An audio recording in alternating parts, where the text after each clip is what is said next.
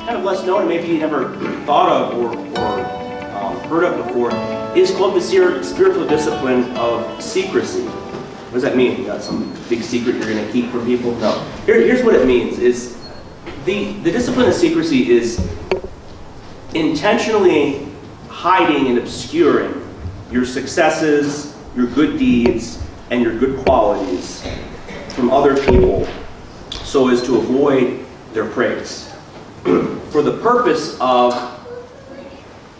disciplining your need for the recognition of other people. Okay, that's what this is. You see this example. I mean, you see it with Jesus Christ. I mean, he gives us these admonitions to do exactly that. Like, I'll read you a couple of them. They're all from the Sermon on the Mount in Matthew chapter 6, in quick succession, so that give your alms in secret, and your Father who sees in secret will reward you.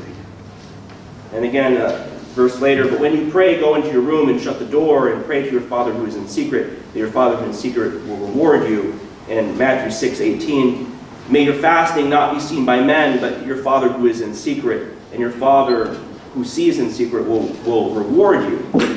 And we have, in contrast to this, when Christ is usually criticizing the Pharisees, right? What does he criticize them for, right? What do they like to do? They like to say long, flowery prayers, right? To gain men's attention. They like to sit in the seats of honor, right? They like to have their entrance, announced with trumpets and people like this. So he's regularly criticizing the Pharisees for this kind of thing, where they're always seeking the recognition of men. They want everyone to chase after them and call them rabbi, rabbi. And so Jesus is very critical of this, and Jesus' behavior, in contrast to the religious leaders of the day, is quite stark, because he's constantly hiding what he's doing, right? And this seems strange because it seems a little counterproductive to his mission, right? What does he do? What does he often, I mean, this is almost every time he heals somebody or casts a demon out, what does he say to them afterwards? Tell no one, right? Tell no one. Like, go read it. I mean, almost every time it's tell no one. And what does the person usually do? Goes and tells everybody, right? It's a little fun. And so he's doing this, and there's a great point where the apostles are journeying to Caesarea Philippi, and they're walking along the way, and Jesus says to them, this is typical, right? They're walking somewhere and they're having conversations while they're walking. This is where it comes. He says to them, who do men say that I am? And the apostles respond, some say you're the prophet, some say you're Elijah, and then Jesus says, but who do you say that I am? This is really great, right? This is like the question of the Gospels. It's like, who do you say that I am? Right? This is like the confession, right? And this is sort of, this is like all the ecumenical councils we have, right? That deal with all the dogmas about Christ and who Jesus is. And this is answering this question: who do you say that I am? And Peter responds, and of course it's Peter, right? He's always the one to open his mouth first for good and for ill, right? He says, "You are the Christ." And Jesus says, truly, what does he say? He says, truly, Simon Peter, flesh and blood has not taught this to you, but the Spirit of God. And then he says, but tell no one of this, right? He's like basically, you guessed right, but don't tell anybody. And so even his own divinity and who he is as God and who he hides all the way through. And then if you think about this even more, Jesus, when he's on the cross, right? I mean, just the way he dies as a criminal, right? And when he's resurrected from the dead, who's there to see it? Nobody. Nobody sees the resurrection. They only see Jesus after the resurrection. Nobody's there for it. Everything about what he does is obscure. Which is really fitting, because don't we have a God who often seems pretty distant and far away? Right? Like some fathers sometimes, I guess, right? And you have a God who is a hidden God, right? Even in our own existence in life. And you have Jesus, who does the very same thing in his ministry, and he hides it. And he hides it, this is partly because he wants people to get off their butts and come seek for themselves, right? He wants them to work and work for it, because it's not just the destination, it's the whole journey getting there that's part of the salvation, that's part of the thing that saves you. And so he hides it. And so Jesus does this, and then he commands us to do the same thing, is to basically not be seen, not do any of these things we do to be seen. And what's the point of all of this? Right? What's the point of intentionally obscuring your successes and your good deeds? And it's basically this, is to wean us off of our addiction to the praises of other people. And to posit our own self-worth and our own purpose in life in the opinions of other people that they have of us. And this has a very strong hold on our lives. And it often corrupts our motives for doing good deeds. I mean, so much of what, if we stripped away all the praises and recognition that we get, and all those good feelings we get with that for doing good deeds, how much good would we actually do? And that's a legitimate question to ask. And so the benefit of secrecy, of hiding what you're doing, is that your motives for doing good, right, become pure. They're not mixed up in doing good things so that you can be seen being good, right? Which sort of defeats the whole purpose of, virtue and character and the things that we do. Sort of mixes it all up in a whole bunch of vanity.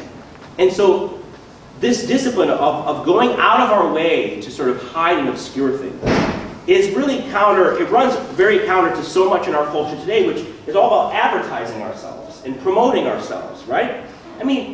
Some of it's unavoidable. We have to do it with jobs all the time. And I always just feel uncomfortable with it. I always felt sort of like doing what your mom told you not to do when you get in an interview or when you get in the workplace. You just have to sort of like toot your own horn a lot of the time, and it feels a little bit inappropriate. Some of that's unavoidable and some of it's necessary, but a lot in our culture is all about self-promotion, and it's so much in the water, and in the water we drink, the air we breathe, that we don't even realize that we're doing this, that we have sort of a default setting of showing off. And this discipline of secrecy is really necessary, because it really does break us of the crippling power of needing the praises of other people.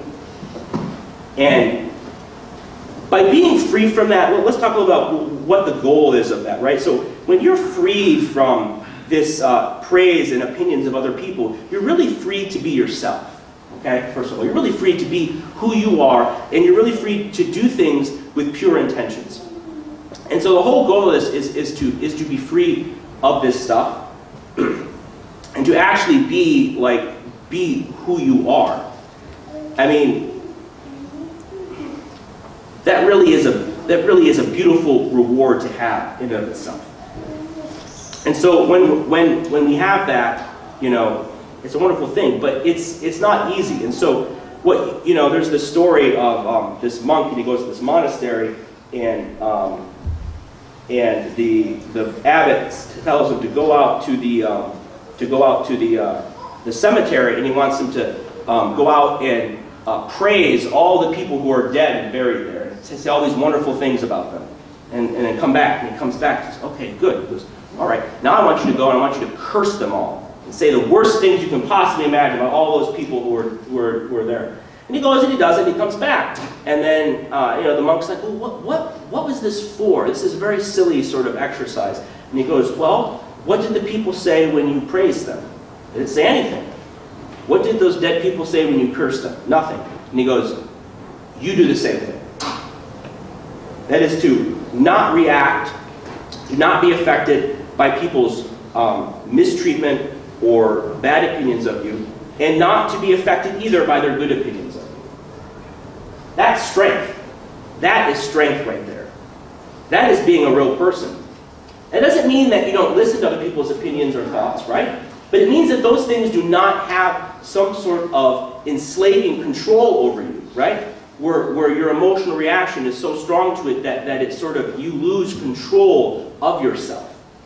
So much about the spiritual life is putting control of yourself back into your own hands and taking it out of the passions and the desires and the addictions that we have that control us and hijack our lives and take them from us.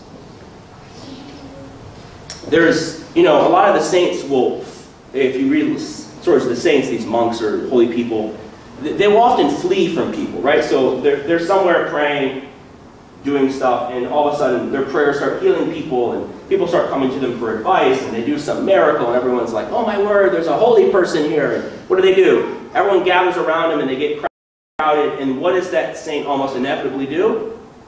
Runs away in the night. No one ever sees him again, right? And then people find him again somewhere else, and this same thing happens. Like there's the story of, oh gosh, who's the saint? Who's the saint with the oranges? He's the cook. Ephrosynius. Yeah, Ephrosynius the cook. And he's this cook. It's in a monastery, okay? He's a really bad cook. Like everybody hates him, and they're always complaining and just cursing him to his face about how horrible his food is, right? And they think he's a terror, and he's not even like a good monk, right? And then it happens, so if I can remember this, maybe you can help me with the story, right? It happens that he gets found out that he's holy because someone has a vision of him visiting them and in a dream, and he heals them, and he leaves with them. In the dream, he presents them with a branch with oranges on it, one of the other monks, and the person wakes up from the dream, and he has like a branch with oranges on it in his hand, okay? And so they find out that he's actually this really holy person who like heals people and appears to people in visions and stuff like this. And when he gets found out that he's holy, the next day he runs off and he's never seen again. Like that's the end of his story. We don't find him ever again. And so this happens that they run off. There's another great story by Saint Macarius the Great, who was an early desert father in the Egyptian desert, in the desert of Scetis. And he has this story where this woman in town becomes pregnant out of wedlock, and she blames Macarius for impregnating her, right? This holy monk.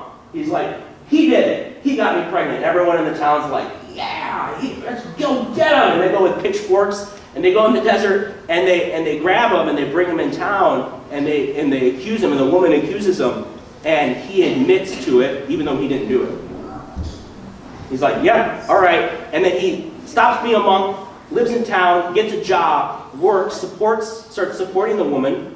And then when the woman's giving birth, she has really bad, it's a really bad birth, and she's in pain, and she can't give birth to the kid, and it's like really prolonged labor. And in that, she finally feels conviction and confesses that it wasn't St. Macarius, he didn't do it, it was all a lie, and once she does that, she's able to give birth very easily to the child. And then when everyone in the town finds out that he's actually innocent and that they mistreated him so badly, because over this time in the story, they're like, you monk, you thought you were a holy, they're spitting on him in town and stuff and just treating him like garbage, because, it's like, it's sort of like, it'd be like if you know how like you have a priest and then they like abuse somebody, and people are like, oh, what scum, right? We like hate people like that, it's like that. And they find out, and then the next day he just runs off, because everyone's like, this is the holiest man ever, and they want to like praise him and recognize him, and he runs away.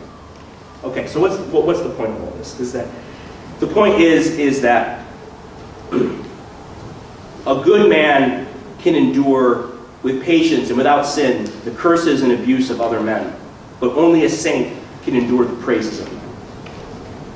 And it's far more dangerous. And that might seem counterintuitive, right? What we think. So how do we do this in our daily lives? It's like this. If you have a project and you're working on it with a coworker and it's a great success, blame them for the success. Okay? If you have any success in your life, give the credit to other people. Right? Don't toot your own horn. Don't praise yourself. If you start getting attention for something, try to redirect it and give praise to the other person. And the best way to do this is to do the opposite of secrecy, which is to give recognition and praise to other people. Don't seek it for yourself, but make it your effort to try to recognize and praise other people for their virtues and their good qualities and their good deeds. When you see someone doing a good deed, make sure you recognize them for it. But when other people try to recognize you for your good deeds, run away. All right? That's just, and this is the thing, is that, look, it's like any of these disciplines, right? Like, getting recognition for your good deeds and your successes is not an evil thing, okay? Food is not an evil thing that we fast from, okay? But we voluntarily abstain from certain good things so that we can hopefully grab onto something that's better. That's the point. That's what any sacrifice is, right? You sacrifice something that's good so that hopefully you can get something that's great. And that's the point of secrecy. Glory to Jesus Christ. Glory to Christ.